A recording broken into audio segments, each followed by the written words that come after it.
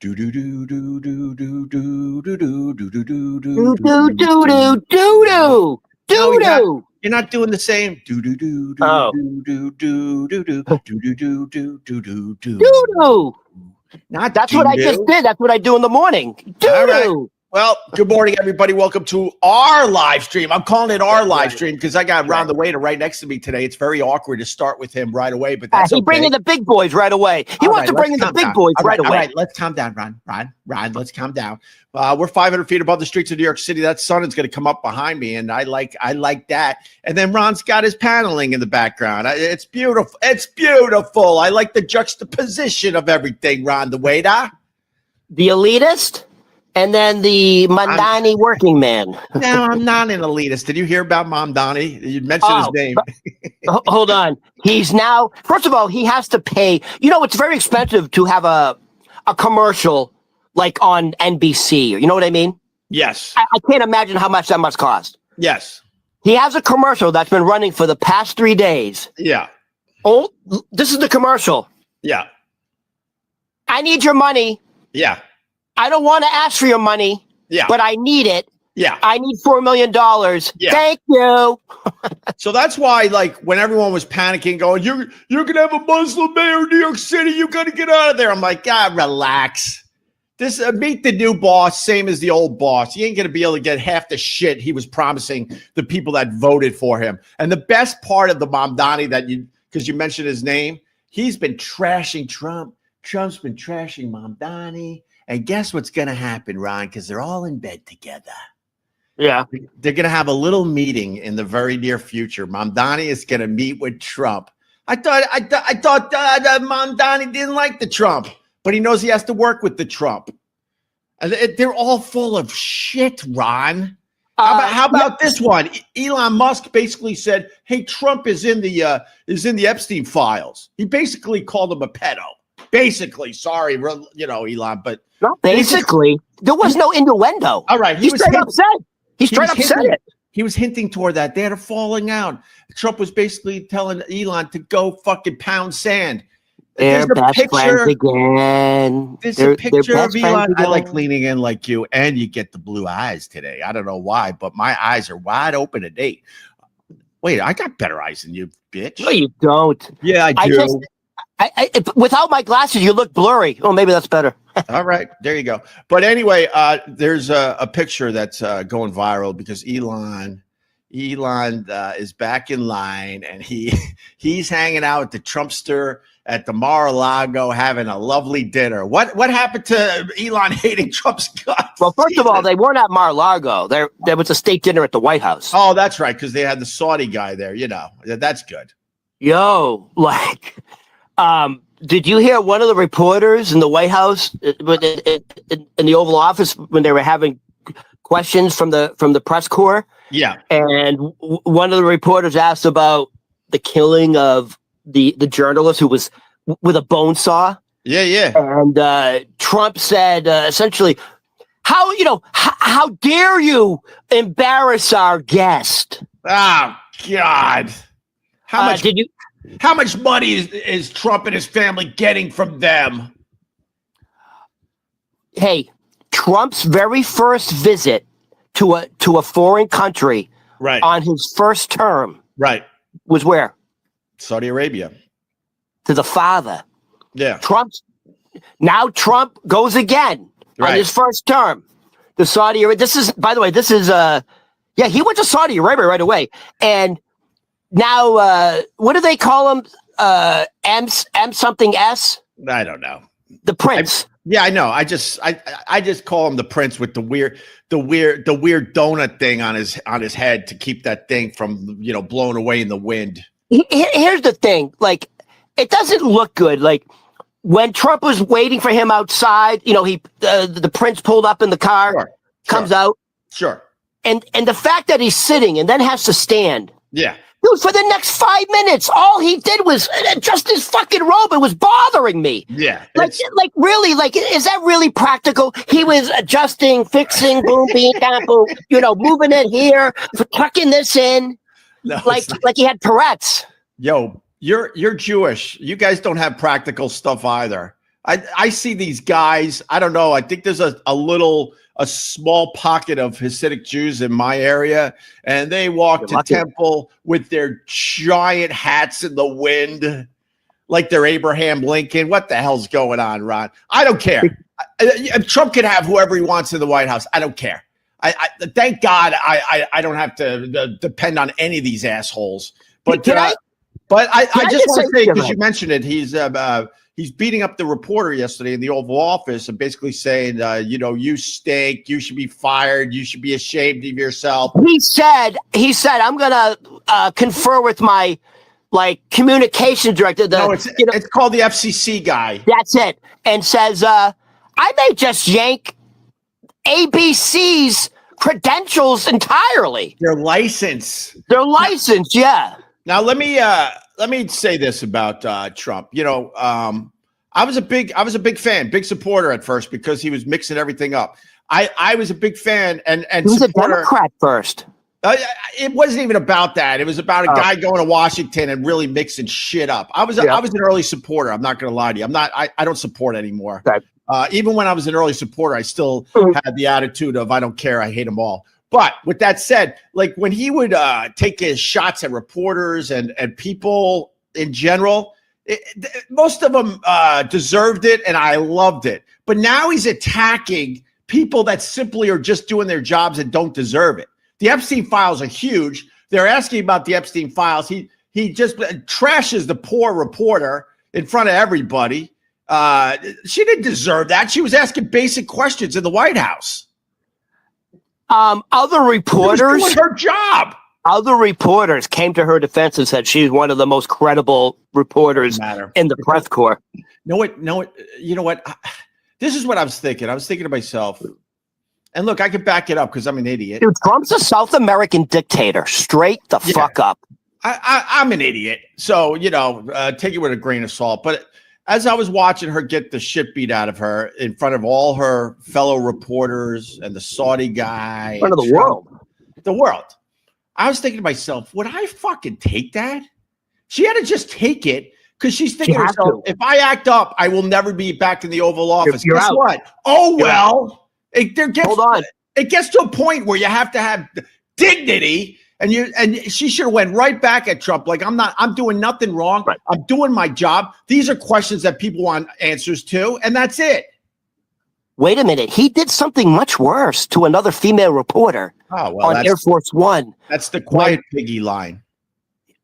She said she inquired about Epstein. I got quiet piggy. By the way, I think that's a reference from Lord of the Flies, if I'm not mistaken. Well, I was thinking more 9 Inch Nails. Oh, hey, Piggy. 9 Inch Nails had a song called Piggy, which is a cool ass song. But I got the question, just because you're bringing that up. Trump called, this reporter. Her name's Catherine Lucy. She works for Bloomberg News. It was on Air Force One a few days ago, and he got mad at why he wouldn't. These were the questions: why he wouldn't voluntarily release the Epstein files? Because, as we all know, Congress. No, we didn't need Congress. Trump could have released the files at any time. And then the other question that pissed off Trump: Epstein claimed Trump knew about the girls. These are good questions for a reporter that everyone is talking about. And he got so pissed that he called her. He said, "Quiet piggy." So he's so tone deaf. It's a woman talking about 14-year-old girls being raped. Right. And it's a woman asking it. And he calls her a piggy. Right. By the way, I'll say this about Trump. At least he's fucking consistent. He's been calling women disgusting pigs for 20, 30 years. He started with Rosie O'Donnell.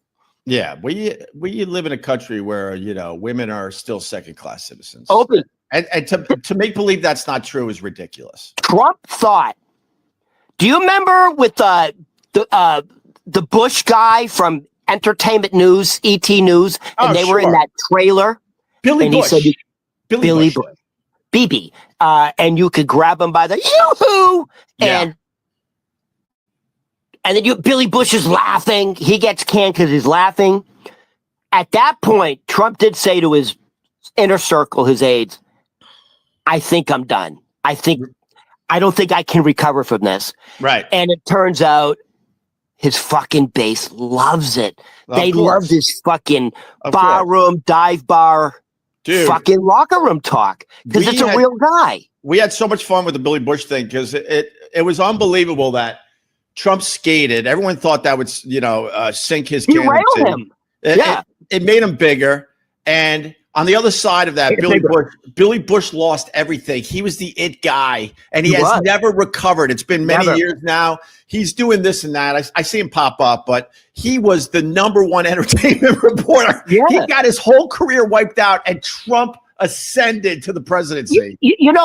Times are so fucking weird. Do you remember Gary Hart was on a yacht, and he had an adult woman sitting on his lap. Of course. That derailed his campaign. That derailed his presidency. Mm-hmm. Today, that would be called, as you would say, a nothing burger. Right. It doesn't matter. Trump going after female reporters, it's not going to affect him at all. But honestly, it's a bad look. When Trump goes after people that deserve it, I was all in. I loved it. But these reporters are asking basic questions that everybody, at this point, the majority of America want answered. By the way, if they don't ask those questions, they won't be working for that company. That's your job to literally ask those questions. If you don't ask those questions, you won't be assigned to the press corps. So they voted to release the Epstein files yesterday, and know what I did? Scam. I went, yawn!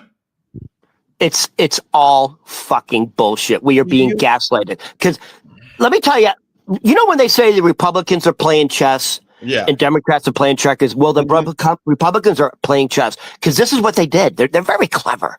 They're very clever. Right. They decided to open up an Epstein investigation into Democrats. Right. Right? Now, because there's an open investigation, by law, they can't release the files. Right. I don't know if the public knows that. They will know that. Trust me. They will know that. There's people that do know that, and the rest of the country will know that. I look, everyone's applauding finally, and I'm just sitting there like, yawn. You're never going to see any of the juicy stuff. He's only doing it because, by the way, they said this may be the first time in Trump's presidency, first or second, where the Republican House pushed back against him, and the House got their way. That hasn't happened before. That's a bad sign for Trump because his numbers are so fucking low. They're in the 30s supposedly. But, the funny thing is, Fox News is still protecting Trump because I was watching the coverage yesterday. They had the press conference with the Jeffrey Epstein victims. They're all older, middle-aged women now, so they have to show the pictures of what they look like so people can really fully understand how perverted and sick Epstein was, right? And then I'm like, well, I'm one of these guys. I try to watch all the cable news channels. I really do. And I flip on Fox, and they were just talking. They were talking about everything, but they ignored the whole thing yesterday, which is fucking crazy to me. But anyway, you're never going to see the juicy stuff in the files. What they release is going to be all those black bars. Hold on. Yes, hold on. So go ahead. This just came out. So apparently, there are hundreds of FBI agents at Quantico, Virginia, scrubbing his name out of there's thousands, and I think there's like 20, 30, I don't know, there's like maybe 50,000 Epstein documents. Yeah. By the way, it's around the clock. It's like 24 hours. There's hundreds of agents at Quantico, Virginia, scrubbing his name out of everything. Well, and here's the other thing. Yeah. It's all theater. He could have immediately released the Epstein files. He did it with Amelia Earhart. He did it with JFK. He did it with Martin Luther King. Well, here's a couple things. We don't know for sure they're scrubbing his name out, but a lot of people are assuming that's exactly what's happening. No, we don't know for sure because that would be a massive fucking story. Look, but that's been reported that there's hundreds of FBI agents. All right, fair enough. But, going over the files, and they assume he's being scrubbed. Yeah. But here's the other thing, and this is why I like to try to hit both sides of these issues. Yeah. I honestly I learned yesterday, but I guess I knew if I really thought about it that there's been five. The Epstein thing has been going on for almost 30 years. There's been something like 5 fucking presidents, and there's a few Democrat presidents. 5 administrations. By the way, it's been about some of the five. Sorry, there have been 5 presidents that could have released Epstein files. Obama never did. Obama could have released them. Biden could have released them. Trump could have released them. Huh? Trump could have released them his first term. Well, my point is, you can't put all the blame on Trump on this one because we had presidents that could have released this shit a long time ago. And Opie, so the question is, so the Republicans say, well, why didn't the Democrats release it if Trump was on there? Trump is on there. That's not the issue. Everyone's on there. Right. It's not just, by the way, it's Epstein did associate with Democrats more than Republicans, and Donald Trump was a hardcore Democrat back in the day when he was best friends with Jeffrey Epstein. Yeah. What was I going to say? Well, just that they could have, simply put, they could have been released. And I bet you were going to say something like this. Let's go with Biden.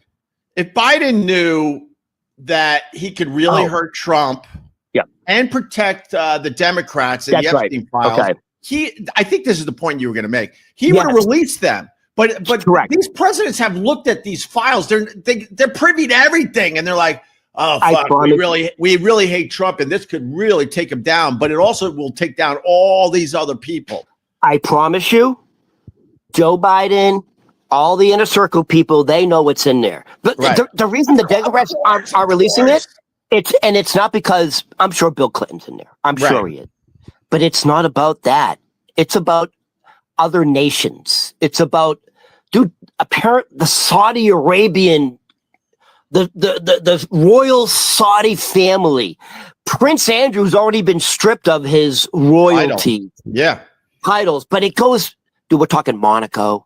We're talking some of the exclusive was it Abu Badu? Is Abu Badu with that fucking Arab place? It's considered Abu Dhabi? Yes, Abu Dhabi has one of the wait, how do you say it? I don't know. I don't speak Arabic. No, you're well read, but is that your Boston accent? Yeah, I think so. Abu Dhabi. Oh my god. You were doing like a Flintstones thing there. Yabba yabba yabba do. Yeah. So he's associated with also Monaco. I think Monaco is considered one of the wealthiest nations. Sure. Monaco, Abu Dhabi, the royal family in England, the royal family in Saudi Arabia. Yeah. I'm sure we got some Israelis in there. Fucking Epstein's a Jew. He went to Israel a lot. Well, probably BB stuck his fucking BB. Let's summarize. Everyone celebrated yesterday. The victims are happy yesterday. It was almost a unanimous vote. One guy said no. What's his name again? He's a Republican from Louisiana. I don't even know. I don't know why is his name. Are you fucking nuts? You can't, at that point you can't say no. He's probably not running for re-election.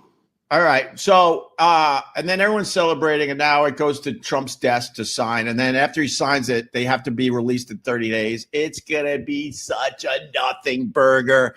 There's going to be so much stuff blacked out because there's a couple things. They're being forced to release the Epstein files, but they're allowed to redact. They have a million reasons why they got to redact this paragraph, this page.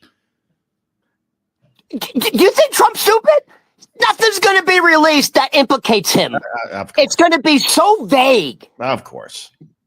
Yeah. Anyway, that's obviously the big story today, and don't get too excited. This is like sorry. Yeah, go ahead. Let me say this. You know how they had like the survivors holding up the pictures of them at 14 years old? Yeah. And one of the women, I think she was like the last to speak, very articulate. And by the way, good looking woman, really. A few of them are pretty good looking, man. Yeah, they're good looking women, man. Yeah. I mean, and she said it so powerfully. And she said it so calmly. She said, Donald Trump, I have a message for you. I'm traumatized. I'm not stupid. And she repeated it. I'm traumatized. I'm not stupid. Meaning, I'm not buying the fact that you're going to, and she's referencing the fact that this bill's going to go to his desk and he's going to sign it. She goes, I'm traumatized, but I'm not a fucking idiot. I'm not stupid. Yeah. So she thinks we're being gaslit. Of course.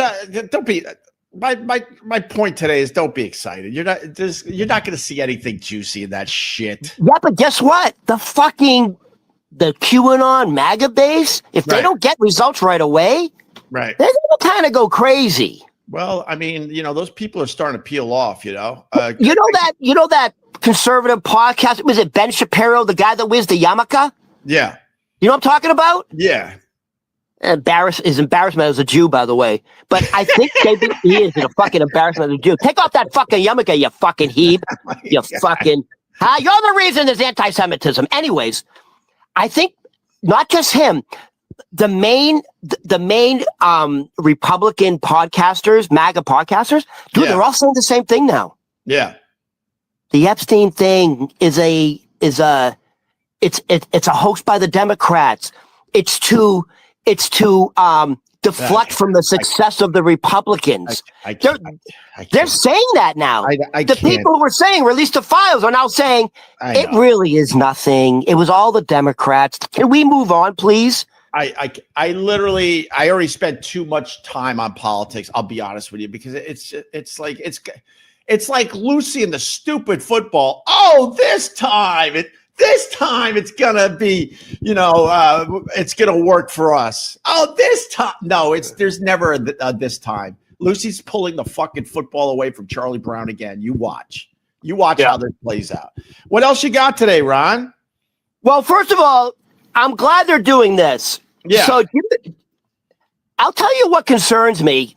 Like my neighbor got fucking what do you call it? Amazon big box package. Sure. I thought it was maybe me because I'm waiting for my bed frame. So I went up and looked at it. Yeah. Because I'm finally putting my bed together. Finally. And it is one of those e-bikes. Right. And I'm like, yo, that's a fucking issue with these lithium batteries. Right. It's really a major issue. Right. It's such an issue in New York City that guess what they just installed? So they installed 25 e-bike charging stations. Right. Throughout the city. Right. So you can charge your lithium battery and then you can take another one out for all these. If you ever walk around New York City, there are more guys on e-bikes delivering food than there are fucking taxis. It's not even close. It's insane, actually, how many. It's actually very dangerous to cross the street. I've been saying this years ago. It's so dangerous. I said, stop worrying about the cars hitting you in New York City. It's these bikes flying by you going 30, 40 miles an hour, and they put a speed limit on these things. And I hate taking the side of the city. I hate it. But people have been taking advantage of the EVs and how fast they go. They're flying down sidewalks now, going about 20 miles an hour. You got these Grubhub kids flying. So as soon as you step off the sidewalk, you're in danger, man. There's like this little green bike walk path, and then you can get to the street. Yeah. The little green bike path is much more dangerous than actually getting hit by a car. I got to jump in because it's Ron. So, oh God, you make such a great point. People that live elsewhere have no idea. You're on a curb and you want to cross the street, but you basically have to cross over like Alligator Alley. You have to cross the green path with these EVs going by. No joke. Some of them are going 40 miles an hour on that green path. And it's insanely dangerous. And then you get past that, and then you have a little area before you can, cross the street. It's insane how it's set up. And none of these guys going 30 miles an hour, they didn't have to take like a fucking road test or anything. No. They're just flying through lights. I've seen people get seriously fucking injured. Oh yeah, all the time. And I've also seen lately I just saw this like 2 months ago. Right. Fucking e-bike flying, and the guy opened up the passenger car, Oh yeah. And like shattered the glass, flew over, the door smacked, like, ambulance showed up. It's dangerous. So anyways, because there are so many e-bikes in New York City, I think it outweighs cars, because that's how people get around and that's how people get their food. Right. The lithium batteries have so far caused over 900 fires in New York City. Yeah. A lot of them in the Bronx. Yeah. And over 30 deaths. Yeah. It's a real issue. And you see, it's an issue. So I'm glad they're doing that. Well, they're gonna clamp down on the whole thing. You watch, because people took advantage. It's so expensive to get around New York City with the cabs, the Ubers, the Lyfts, everything in between. So then the city bikes are a good thing, but everyone started getting EV shit to get around the city. Because if I had to Uber my kids to school back and forth every day, especially in the bed, I would go fucking broke. I got a car in New York City. I pay around $700 a month, and that's a bargain, because I would easily spend that a month on Ubers and taxis getting these kids around. Yeah. Between getting them to school, picking them up from other things that are further away from the house in the city, other errands, So people started getting the EV shit, but then they took advantage of the damn thing, and they're going way too fucking fast, and they're hitting people. So they're going to have to clamp, they're going to have to do something about that. Yeah. By the way, you made a good point. It's almost impossible to drive around the city and afford it. Right. Car insurance and then parking. People pay $500 a month just to park their car. No, I'm up to like I'll give you the bill. I gotta ask my wife. It's about $700 a month for me. $700.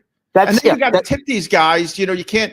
They're pulling your car up every day, so you feel like you got to tip them. So I tip them on a regular basis. Then I got to give them the Christmas tips. People don't realize that's on top of your rent or your mortgage. Oh, dude, I have no chance of keeping all these balls in the air. Trust me, I have no chance. So to your point, this is a very common sight in New York City. Right. You'll see these guys in fucking suits with fucking beautiful brown shoes, with their fucking brown leather bag over their shoulder. Right. And they got those, like, it looks like a surfboard with a handle. Yeah. And they are, we're talking about those giant, is it a scooter? It's like a surfboard. Yeah. Okay. Go ahead. No, go ahead. I'm with you. There's so many different EVs that it's hard to keep up with all of them. They're coming out with new shit all the time. Right. So the common thing now is you see these Wall Streeters. Right. Flying down in these very expensive, it looks like a surfboard. Right. With a pole in the front with a handle. Yeah. And they are literally flying, going in and out of traffic. Right. And that's how people get around New York City now, especially with the price congestion. I don't blame them, man. They made it too expensive to get around New York. It's absolutely insanity. We all have electric shit now. Half the people in this building have some kind of electric thing to get around a little bit. But anyway. It's the lithium batteries. I'm glad they're addressing the problem. It's a very scary issue in New York City. There you go. All right. What else, Ronnie? All right. Well, listen, Opie, I don't want to. You seem like you're in a good mood today. I don't want to deflate today, Ron. What do you mean? So maybe I finally slept last night. You look good. You look at you. You look like a Gerber baby with the pink skin. Look at you. By the way, you look AI. Doesn't even look real. This is why I keep my eyes shut. Most mornings, because the eyes are a little too dreamy. Yes, please. So I don't know why they're open today. I think I finally got a good night's sleep. It's ridiculous. Yeah. So, hey, can I turn you on to a documentary that I want you to watch and then I want to talk about? Go ahead. There's a documentary on Netflix. I want to turn our audience on to this. I was watching the Montreal Expos documentary, about the Montreal losing their baseball team. Half the fucking movie was in French, so you might want to blow that one off unless you want to do a lot of reading. It is an interesting story, but the subtitles killed the fucking thing. And then I moved on to something. Well, there's two. There's a documentary on the mob in Philly that is fucking amazing. That's on Netflix. And then I moved on to The Perfect Neighbor. Watch The Perfect Neighbor on Netflix. Holy shit. Holy shit. It's a series? No, it's I guess I give the plot. You got a bunch of kids, right? And they're outside all the time, and they're playing in this space that is nobody's. It's no man's land, but it's too close to this one older white lady who really hates kids and is constantly telling the kids to leave that property. And then she's putting up signs, no trespassing and all this. And she's calling the police a lot. They're calling the police a lot because there's definitely a confrontation between this older lady, white, and mostly black kids across the street that are all very young. They're riding their bikes. They're playing football. They're being basically kids. And oh boy, things get crazy. Let's just put it that way. It's called The Perfect Neighbor. I don't want to give anything else away. And it turns out I didn't even know until near the end that this was a huge story in the news. I had no idea. Huge story. Oh, it's based on a true story?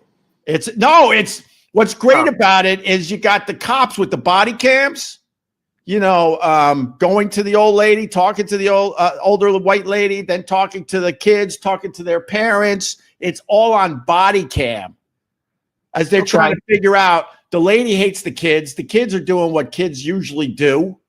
And then there's kind of a confrontation that happens that is unfucking believable. So this is something you're watching by yourself or with your family? I watched this one by myself. Yeah, yeah. My wife doesn't go in with the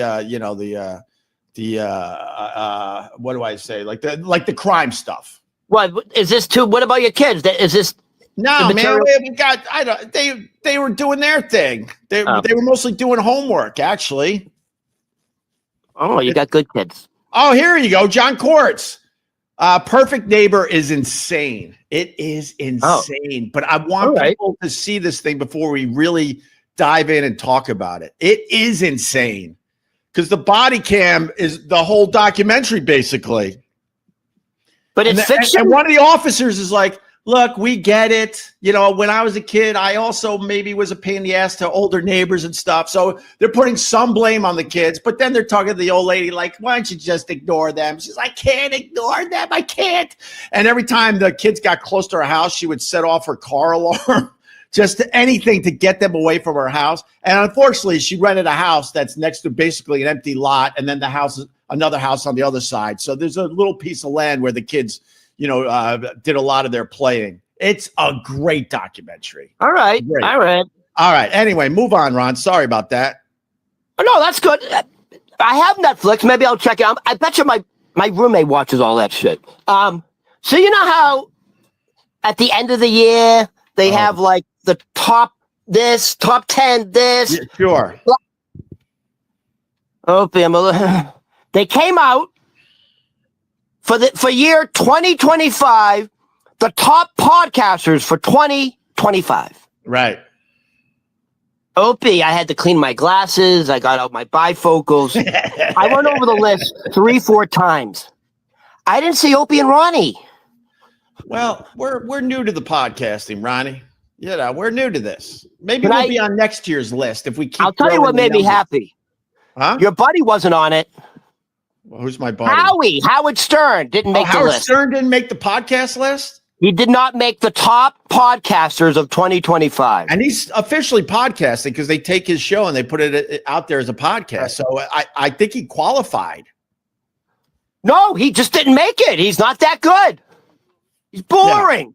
Yeah. Boring. All right. So here are the top podcasters for 2025. I expect in 2026, Opie and Ronnie to be on this fucking list. Huh? All right. Here we go. Let's see if you know who these people are. All right, let's go. The Joe Rogan Experience. What place? I think he's number one. He's the top podcaster. One? Huh? Why would you go with number one? No, but just I don't know. It didn't go 1 to 10. All right. Well, Joe Rogan, fascinating guy, interesting guy. Respect to him because he was the guy that was putting guests on a show that most people in, let's call the mainstream, although like Joe Rogan is mainstream media now. Do people understand this shit? He's now mainstream. But he got successful because he found these people that were very interesting that no one else was talking to. And that's what made his podcast explode. He was on the Opie and Anthony show, always came in with very, very interesting stuff to talk about. But I got to say it here today, not that funny. I never thought Rogan was funny. I thought he was really, really interesting, though. Did he start off as a comedian? I mean... He's been in the comedy world, but I mean, so what was his? How did he get into this? Because he started doing like shows and then started his own podcast, and he came on our show a bunch and other shows, and he just had really, really interesting things to discuss. No, I was wondering, like, did he start off in comedy and go into the broadcasting, or he was kind of a broadcaster? I mean, he was on the TV. He did the Fear Factor, and he was out there in LA for a long time. So he was at the Comedy Store on a regular basis. Wait a minute! Didn't Joe Rogan do a television show with Phil Hartman? Yeah, News Radio. Oh, that was a good show, right? But okay. So he was on television. Yeah. And I was an early listener of the Joe Rogan podcast. I was on it once. I had a good time. It was awesome actually. But I tapped out because one thing I'm worried about with us talking too long, people, their attention spans suck. And to like try to listen to a 3-hour Rogan podcast every day, I finally tapped out. I think it was the panic of seeing all the episodes piling up that I couldn't get to. He's still doing it. He's very influential, and he's part of mainstream media. So God bless Joe Rogan.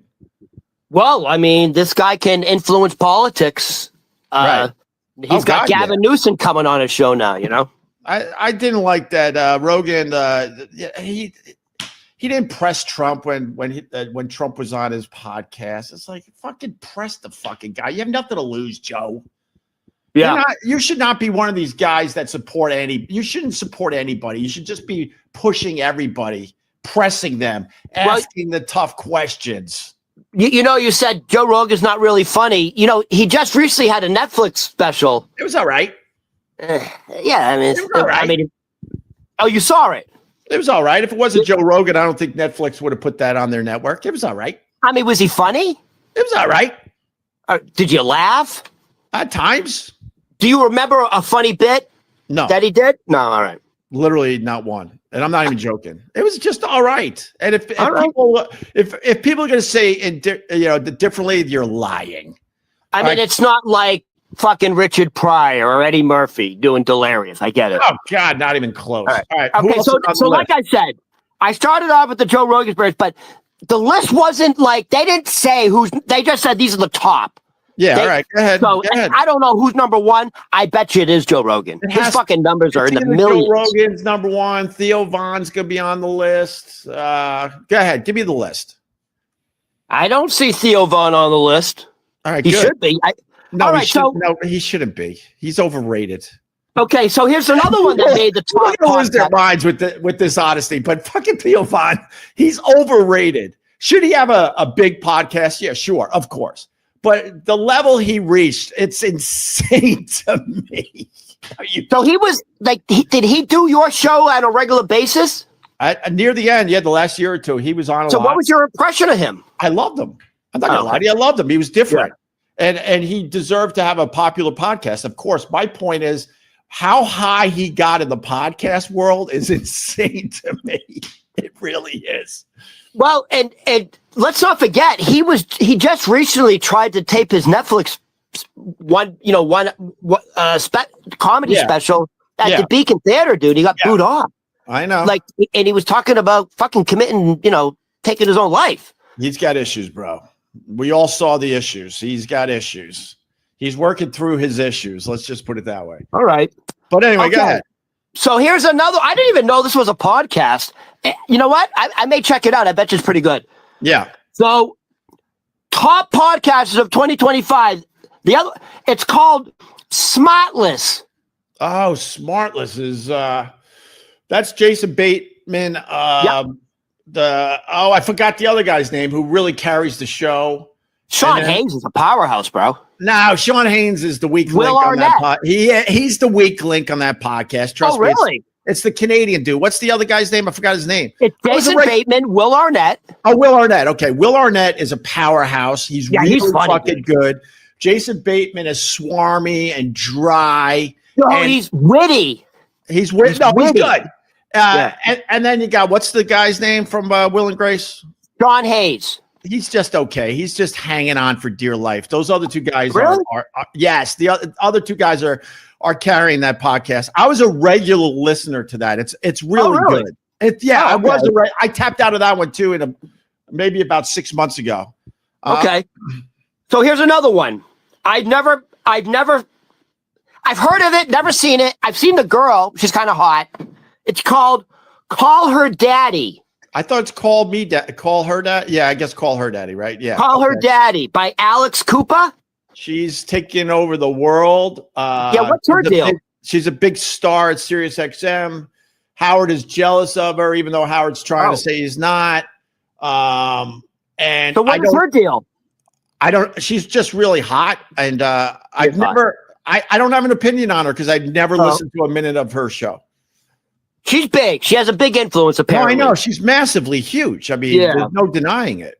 But I don't know much about her. So I wish you would have gave me the list. I would have been able to do a little research on this to help you out a little bit. But here's another one. Yeah. I don't know it. The Mel Robbins podcast. No idea. No idea. No idea. This American Life. Nope. No. Huberman Lab. Nope. No. Okay, so the Huberman Lab is a science and health podcast. Okay. This American Life is a narrative journalism podcast, whatever the fuck that means. The Mel Robbins podcast, I don't know. All right, how about this one? Wait. I got to go to someone I respect, Vincent Scaramuzzo, even though we yell and scream at each other every once in a while on the live stream, but I never blocked them. She's hot and has big guests, but boring as hell. Oh, God, really? You can be hot and boring. Yeah, if you're hot, she is hot, dude. If you're hot, you could be boring. If you're ugly and boring, that doesn't work. But a lot of people will look past your boringness if you're hot. Excuse me. Can you imagine if Mick Jagger wasn't a rock star? That guy's got what is that phrase from Sanford and Son? If I put your face in dough, it would come out for Gorilla Cookies? Yeah, the Gorilla Cookies line, sure. There you go. Yeah, but I have a thing on that too. Some of these, especially rock stars, and Howard Stern's in that category, they're so goddamn ugly, right? But they get so famous that you don't notice their ugliness anymore. It becomes like unique, yeah. It almost becomes that they're good looking, but the reality is you take away their fame, their money, their fortune. If you saw Howard Stern walking on the street, you'd be like, oh my God. You would literally cross the street from that monster. I can say this as a Jew. That guy got a fucking big old Jew nose. Holy shit. Who, the Howard? Howard Stern, yeah. Yeah. And this is my experience playing. I played high competitive sports in high school and college. The tall, lanky guys. Yeah.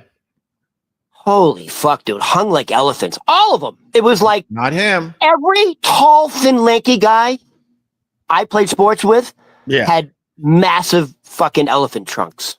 So I'm assuming Howard's hung.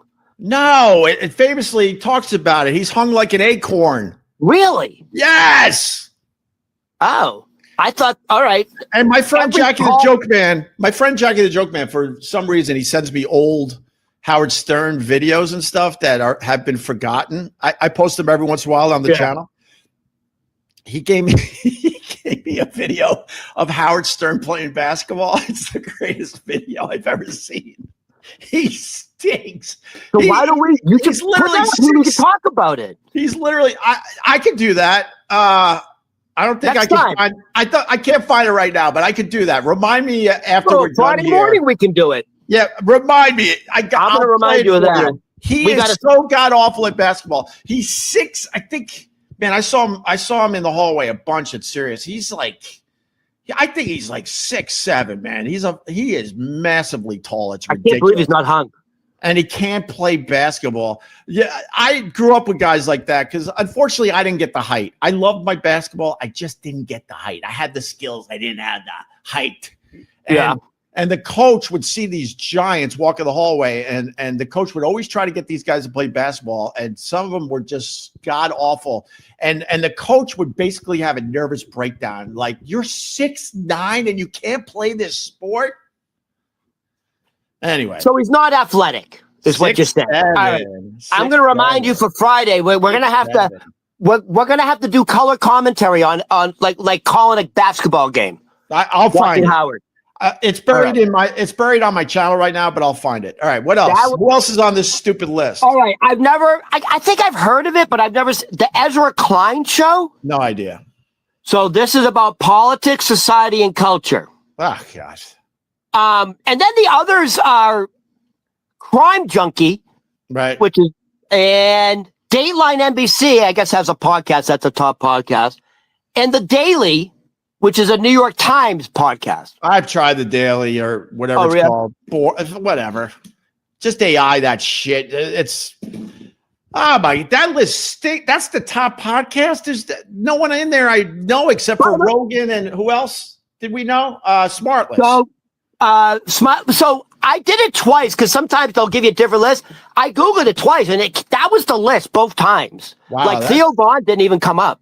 The podcasting world is in bad shape. If like someone like, I kind of have my finger on this stuff. I focus on radio shows and podcasts and stuff. And for me not to know half the people on that list or have listened to any of that's not good for the podcasting world. Well, I think your point is it's fucking saturated. Right.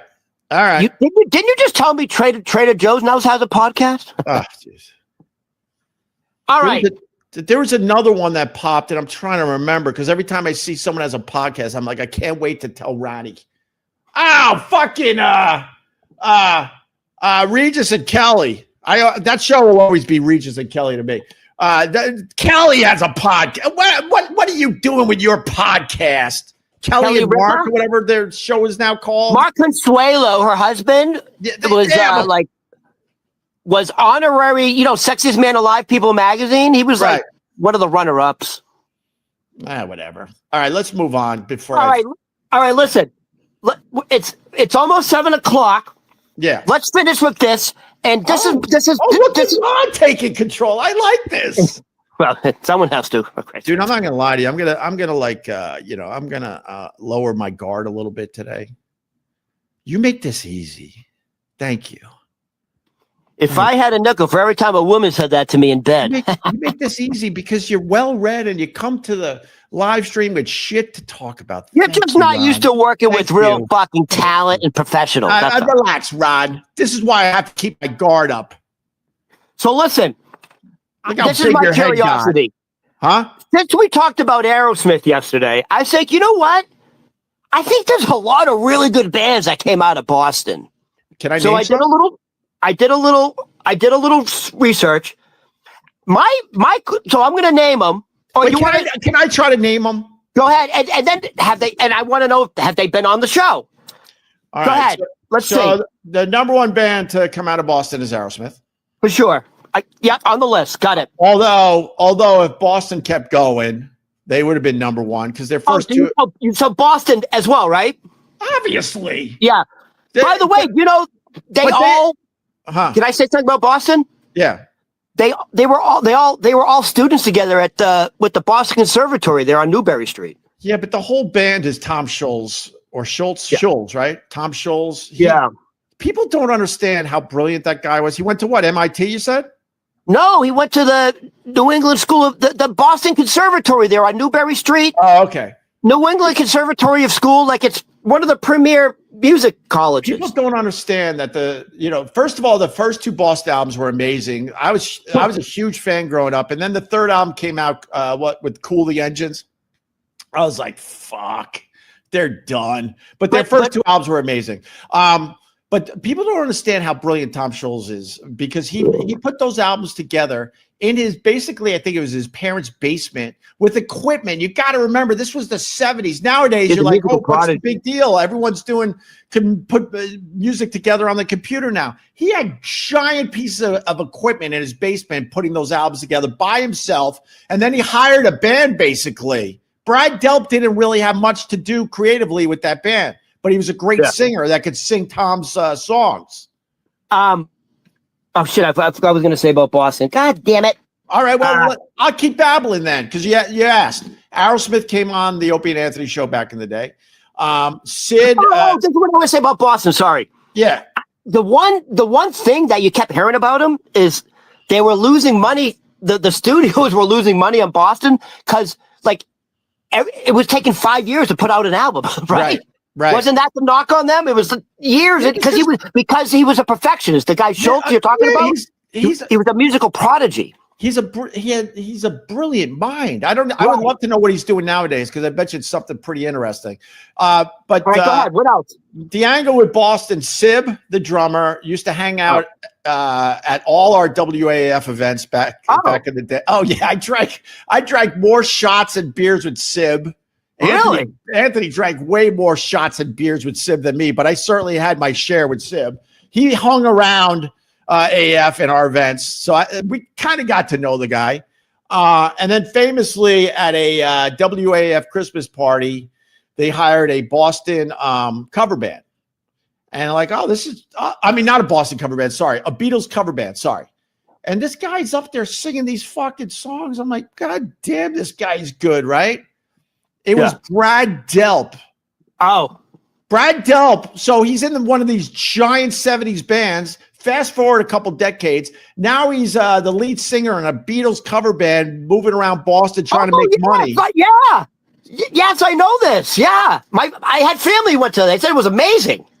It was really good. And then Anthony dabbled in singing, and by the end of the night, Anthony sang a song or two with Brad Delp at the WAF Christmas party.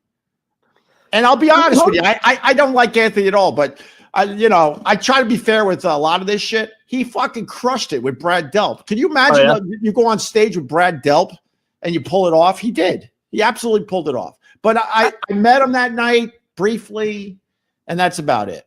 I have a question. So Opie and Anthony was on WAAF and WBCN? Yeah, when we came back. Oh, okay. All right. When we came back, we were working for a CBS station in New York, so they put us on their CBS property in Boston, which was BCN, which was our enemy when we were up there. Yeah. I got confused. You started off at AAF, then went to BCN. Yeah. All right. Yeah. All right. What else you got besides the Boston? Oh, Godsmack. Godsmack. Yep. Famously, we hung with Sully. Sully did our radio show. Sully did our radio show before he was quote famous with Godsmack. He locally he had a bit of a name for himself. And he was like a pretty fucking cool guy to hang out with. Dude, I became a huge Godsmack fan. Do you know my Godsmack story? No. I get to tell these stories to someone that has never heard them. So I have a really good friend, Jay. He moved to LA, which just sucks. So we don't get to see each other as much, but we text each other and call, and we try to keep in touch. But his name for the Boston fan base was Jay in Framingham. He became a guy that was faxing in 1,000,000 one-liners for the Opie and Anthony show. He was hilarious. We gave him credit, and we became really good friends with the guy. And to this day, I'm still very good friends with Jay. And we went to a WAF event where Sully was doing a drumming exhibition, and we were there. I don't remember all the details, but we were there. Sully was there, and Sully famously was shopping around the first Godsmack CD, and he gave me a copy. He's like, "Oh, but I really want you to check this out. I really think this is gonna be something." I'm like, right on, Sully," And we were definitely big fans of Sully. And on the way, Jesus, this makes my friend Jay in LA laugh so hard. So I had I think I had my Honda Accord back then with a sunroof. And we're driving home. And you got to remember, me and Anthony were so fucking famous up there. Every local band was giving us CDs to the point where it became a thing. Like, oh, my God, how many CDs did he get today at this gig, right? And we try to listen to them and do the right thing, but it was almost impossible. So I'm driving back to Wellesley. I lived in Wellesley with my friend Jay, who lived kind of close to me. And I just wanted to make him laugh. So I had Sully's first fucking CD. He might have only had 20 copies at this point, right? And he wanted me to listen to it. And I opened the sunroof, and just to make Jay laugh, I threw it out the window into one of those stupid rivers that you have up there. He laughed. We laughed all the way home. And the joke was on me because he also gave the CD to Rocco, the night guy. And Rocco decided to just start playing tracks. And Sully famously in a lot of articles, including Rolling Stone magazine, credits Rocco from WAF for really helping launch Godsmack's career. That could have been me and Anthony. But I went for the joke with my friend and threw it out the fucking window. Once again, self-sabotaging yourself. Once again. But it was fun. It was fun. All right, listen. And then Sully, he invited us to all his shows. He came on. He was awesome.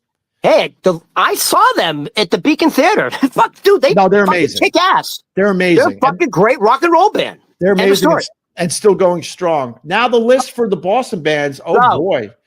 You can't put a lot of people think the Standells, I love that dirty water. Wait a minute. Hold on. Boston, you're my home. I know the story of the Standells. I always thought it was a local band because they're talking about Boston. Hold on. What band you saying? Standells. Oh, I don't even have that. No, they're not on my list. I'll tell you why they're not on the list. It's a pretty decent story. In their song Dirty Water, they talk about, Boston, you're my home. Down by the River Charles. That's where I saw her. Right? You know that song. I'm from Beacon Hill. I live beside the Charles River. Right. Turns out that fucking band's from L.A. Oh, really? And they're talking about Boston being their home. And people were like, wait, you guys aren't from here? No, we're not from here. I love that dirty water. Well, it's kind of like the John Fogerty thing. A lot of people think John Fogerty, because of all his songs about the South and the Bayou, chasing down the hoodoo dare. One of the you think he's from like Louisiana, like he's from New Orleans or something. Right. You think he's from the Bayou. He's from Northern California. He's a liberal. But he had everyone fooled. Everyone thought he was, from the deep South. But the line "chasing down a hoodoo dare" is one of my favorite rock lyrics of all time. What the hell is a hoodoo? It's a spirit, Ron. It's a spirit. They're chasing down the hoodoo dare. Okay. All right. What else you got? Dogs were screaming. I think that's it for my Boston band knowledge. I'm really? Sure I'm sure there's gonna be one on there. Opie, don't get me upset. Are you fucking kidding me? You're not going to name this band? I said Aerosmith. I'll say the name. I'm not going to say the name of the band. I'm going to say the lead singer. I'm very upset right now. Rick Ocasek. Oh, the Cars. Are you fucking kidding me? I forgot. Oh, You're right. My God. Jesus Christ. And Benjamin Orr, Benjamin Orr's songs for the Cars was where it was at. Hey, here's a little. So you remember how we first met at Pete's Tavern? Wait, I got another one too. Wait, hold on. Go ahead. Go to Pete's Tavern. Rick Ocasek, the Cars. Yeah. Remember we met at Pete's Tavern? Sure. Dude, he lives around the corner. That's what before he died. With that, remember he had that supermodel, that Eastern European supermodel. Yeah, I forgot her name. Arakova. Yeah. And he's another one that was so famous that he didn't notice he was ugly anymore. And there's another one another tall, lanky, ugly guy. By the way, so I used to work at Pete's Tavern. Yeah. And he would come in because he lived literally a half a block away. So he would come in occasionally at night. He never took off his sunglasses. Yeah, well, I don't blame him. Super tall, super thin, which means he's super hung. Right. But I love the Cars. Life's the same. Moving in stereo. Talk about classic American rock and roll band. God, I love it. All right. My favorite Cars song of all time is kind of a throwaway, All Mixed Up. All Mixed Up, I think, is the song that Oh. comes on after Moving in Stereo. It's All Mixed Up is such a killer car song. I got another Boston band. I just remembered because I have a story on him too. Go ahead. Peter Wolf, Jay Giles band. Do I have that on there? How do you not have Jay Giles? That's a Boston band. Is it? Oh yeah. And I saw him. I saw Jay Giles. Yeah. Huh? Yeah, Jay Giles. You're right. All right, listen to me. So I don't have that. Peter Wolf. I got a Peter Wolf story too. All right. So when me and Anthony first moved to Boston and worked at AAF, they flew us out for the Grammys.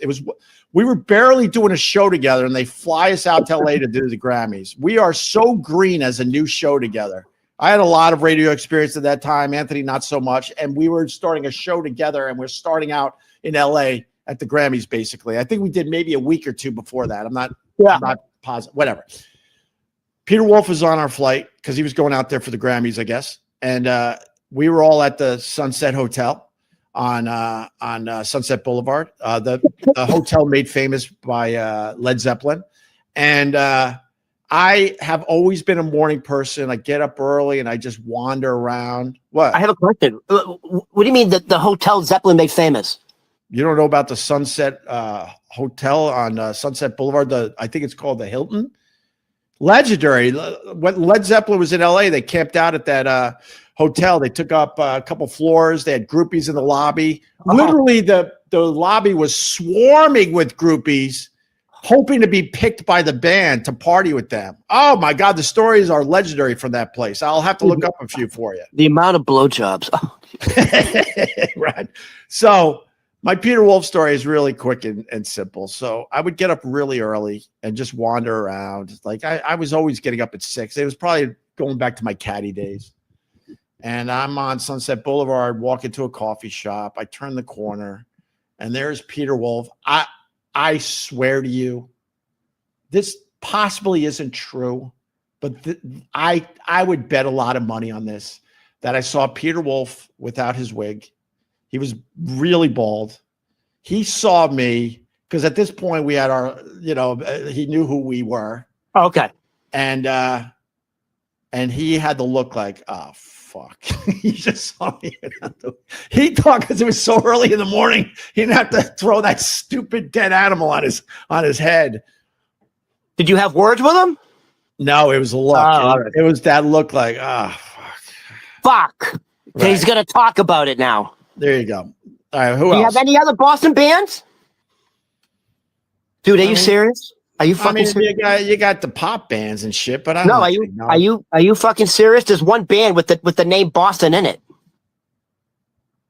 Oh, the Bosstones. The Mighty Mighty. The Mighty Mighty Bosstones. Yeah. How can you not? Are you crazy? That's a great band. Yeah, I forgot. They have that one killer song that really gets your blood pumping. Hold on. How about the fucking I think it was the theme song in the beginning of The Departed. The Mighty Mighty Bosstones song, no, right? No. Oh. Wait, there's another band? The Dropkick Murphys. Oh, the Dropkick Murphys, yes. Jesus Christ. All right, fair enough. Did you say that? All right, here's another one. Oh my God, I'm shocked you're a DJ. The Pixies. The Pixies are from Boston? Yes. No, they're Seattle. I can't believe you're a DJ. Wait. The Pixies are from Boston. Fucking, I can't do this. They're not a Seattle band? The Pixies are from Boston. Wait a minute, Ron. Christ. Like I pride myself on knowing some shit. Wait, you're telling me the Pixies are from Boston? My chest is getting tight from you. All right. Here's another one. Oh my God, go ahead. Buffalo Tom. Yeah, I don't know Buffalo Tom. Oh, okay. I've heard the name, but whatever. All right, how about this? Starting to fade out here, Ron. Hold on. Go ahead. The Lemonheads.